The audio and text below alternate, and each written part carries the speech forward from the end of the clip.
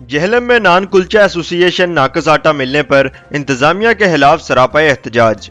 दुकानदारों का कहना है कि सरकारी आटे की रोटी गाहक खरीदने को तैयार नहीं। लोग गैर मेयारी आटे की रोटी कबूल नहीं करते, जबकि प्राइवेट आटे की रोटी हमें 8 रुपए से जायद की पड़ती है। हम ये रोटी 7 रुपए की कैसे दें?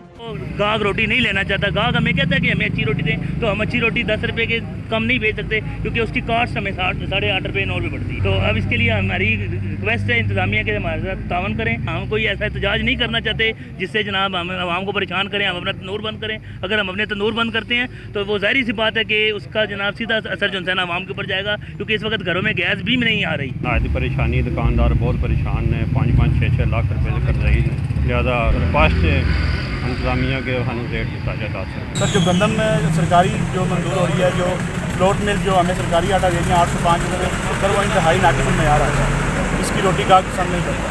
इसकी वजह से हम सर मजबूर हैं कि हम हुकूमत से मुतालबा कर रहे हैं। बारहा आगे भी जनाब अक़वाम बाला से, DC साहब से, CR साहब से सबसे मुतालबा कर चुके हैं, हमारी कोई सुनवाई नहीं है। दुकानदारों का कहना है कि इंतजामिया हमें मेयारी आटा फराहम करे या रोटी महंगी करने की इजाजत दे, वगरना कारोबार बंद कर दिए जाएंगे।